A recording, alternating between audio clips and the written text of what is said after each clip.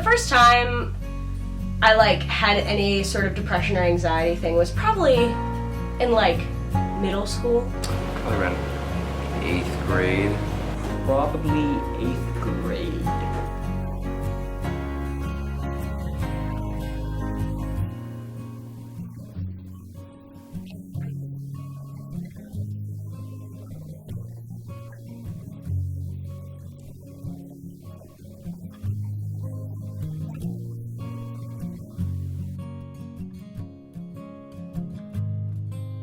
I start just kind of thinking over the worst possible thoughts in every scenario and kind of lose any sense of perspective, so I'll jump around in my ideas so I can't control my thoughts. And then I'll be hyperventilating. I'll usually pass out a couple times.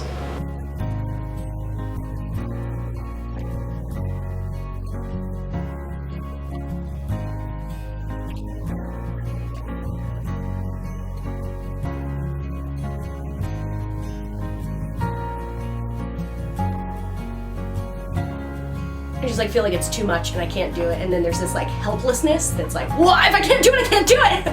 And then I think once you hit that point, your brain goes into panic mode and all of the other anxiety you have from other aspects of your life comes in and just makes it worse. Also then at the end of a freak out, you just sort of have to go, okay, well, I have to just do it. And you just go back to the work because what other choice do you have? I found myself in high school freaking out about a lot more than just schoolwork, but it was the schoolwork was the catalyst.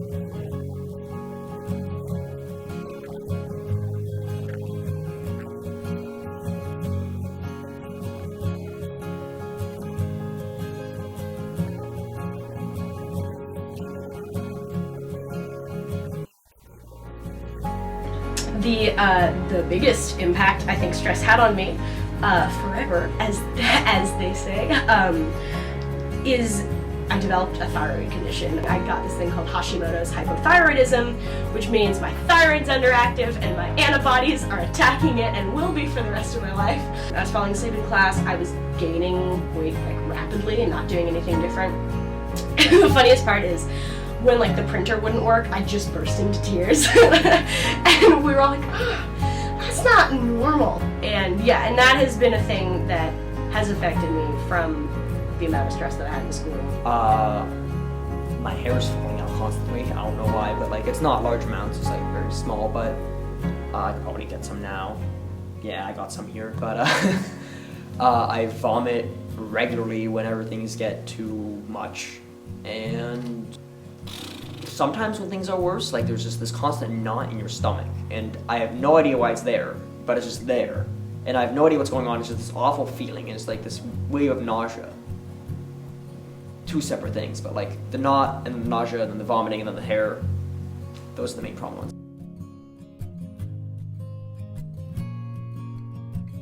80 to 90%. Usually the depression stems from the stress from either school or from social life or from home life or stuff like that, but 80-90%. Stress factors into just how you're feeling in the moment and can cause you to just make everything worse in the moment. I have a very stressful life. Pretty easy to say for me. I work myself constantly, and although that stress is often negative, it's kind of what keeps me going. So it's a distraction. It's also a catalyst for a lot of anxiety and stuff like that, though.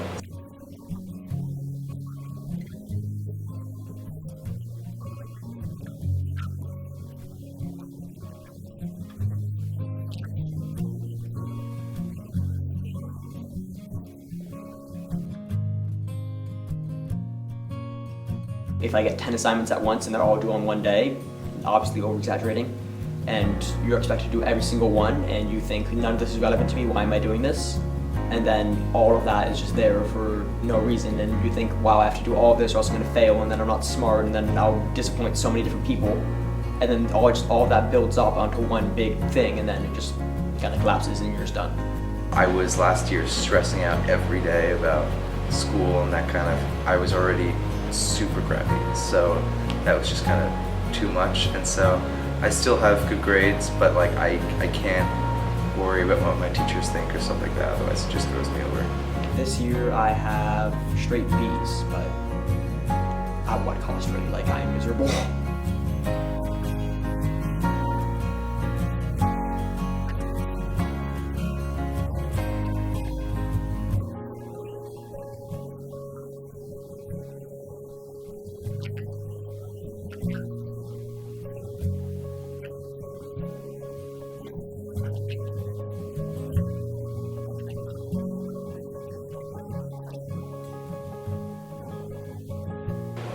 The school system pushing like you have to do well so you get into college, so you get a good job and get paid, isn't the only way of going. And because that's the only thing that kids are told, there's only one-sided perspective that you have to follow the steps in order to have a good life. I don't think that it is that horrible to focus on other things other than just schoolwork. There were some teachers who understood and that rules could be bendable, and that if you were having a nervous breakdown and needed to turn in something a day late or needed to miss a day of school, you could if you talked to them like a person. And then there were some people who just weren't. I had a lot of teachers and people saying, life is a set of rules, and I just hated it. There are some really good teachers that understand what kids go through and they understand, but there are other teachers that are just completely or just lost and are not with it, and they give you so many assignments that build up on so many different levels, and if you turn one of them late you get 50% off, and it's just, how do you expect me to do all of that and then none of this relates to me whatsoever, so what's the point?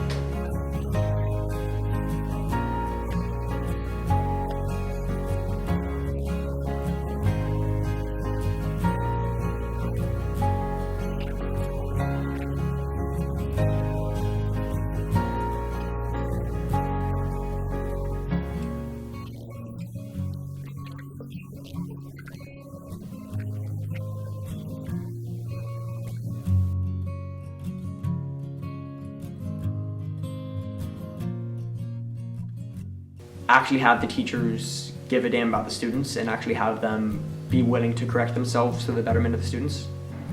I think if students felt like they wouldn't get yelled at for asking for a time extension, and that they could be honest and say, look, I'm going through something, it's way too stressful for me, and teachers would listen.